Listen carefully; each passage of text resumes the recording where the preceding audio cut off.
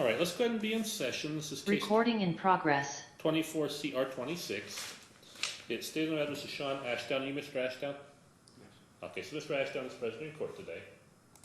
The state's not present. So Mr. Ashdown, the purpose of the hearing today is to ensure that you are aware of your rights and understand the allegations against you. No determination of your guilt or innocence to be made at today's hearing.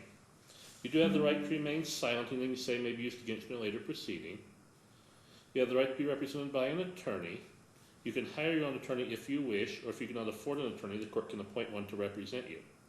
If the court appoints you an attorney, you might be required to reimburse the county for all or part of those attorney's services. So do you understand all of that? Yes. Okay.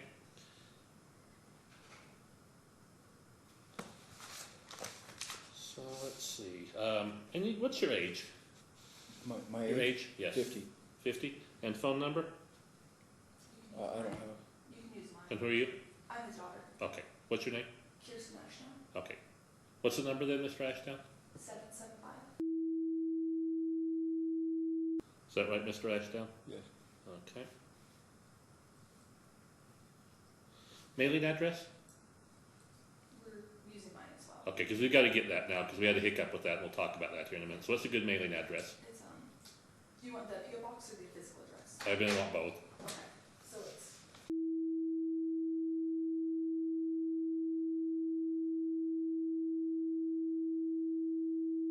Oh, okay. yeah, I'm people sorry. always try to do. I thought you were saying. I was thinking P.O. Box. Is that in McGill? Yeah, we go Nevada 8931. And what's the mailing? The PO box is, Okay. We'd sent something there and it was returned. because at the time I did not have him on my list, I forgot to put him on the list for the mail and it got returned, but that has since been fixed. Is that all correct, Mr. Ashdown? Yes. Okay. Are you employed? No. Okay. Marital status? Single? And any minor children? Yes. How many? 2. Two. All right. So the reason I was concerned about the mailing address is the jail initially set this for a date when I wasn't available. And so I wanted to reset it. And I was trying to get it done earlier so it didn't languish. And we mailed the order set in, came back to us. So we weren't able to do it that day. Then when you came on the date I wasn't available, then we had to reschedule to the day's date. So I wanted to make sure we had everything that was correct on this here. So, did you want to hire an attorney or were you going to request appointment with the public defender? I need to have one appointed. Okay, so before you leave today, stop at the window, ask them for the public defender affidavit paperwork. Okay. You'll fill out the first page of it, give it back to them. It'll just detail your financial status and condition. And assuming you qualify, I'll appoint an attorney to represent you. But make sure you do that before you leave today, otherwise it's going to delay everything. Oh, Tricia, or Sky, would you bring me the calendar? I forgot it.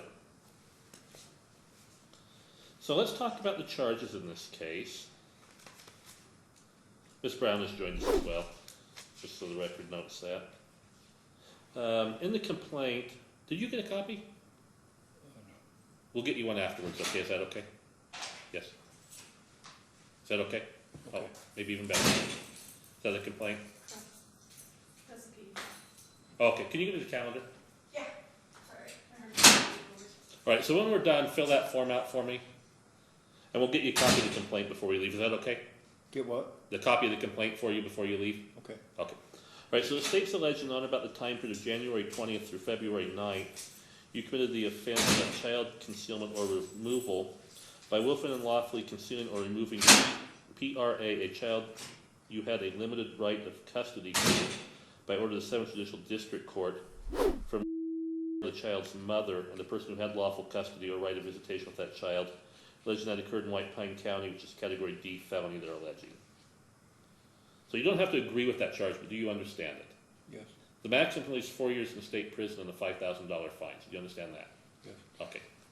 So you have the right to a preliminary hearing before this court. At the preliminary hearing, what will happen is the state will call witnesses and present evidence to try and show there's sufficient evidence that you committed this offense.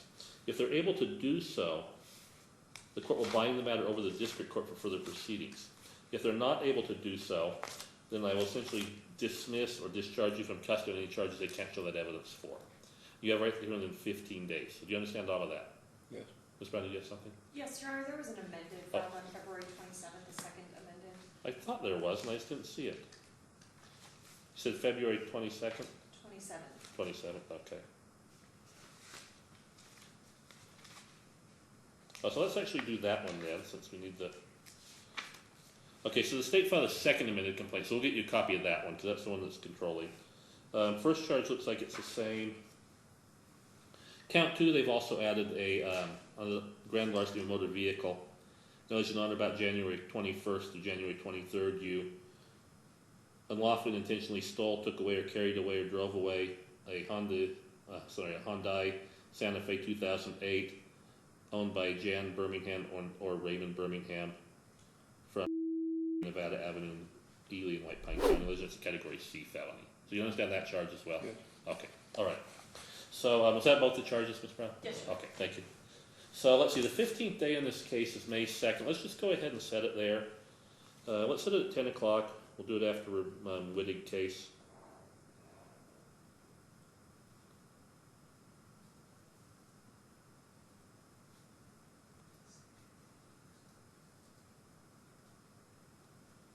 So Mr. Ashdown, I dumped a lot of information on you pretty quickly. Do you have any questions? No. Okay, so I'm going to give you a promise to appear then, so you'll have the date in writing.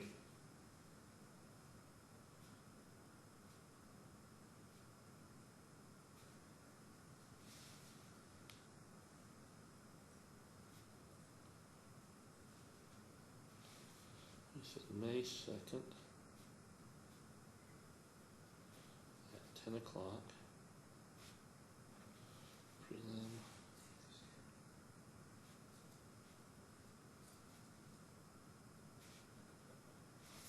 All right, so case number, don't worry too much about that, but Shawn Ashdown, May 2nd, 10 a.m. is going to come back for preliminary hearing. I dated it, signed it, made it an order. Down here it says if you don't come, I can bench warrant you or just do the proceedings without you. So go ahead and make sure you can read and understand all of that. There's a place for you to sign it with some pins in that cup there.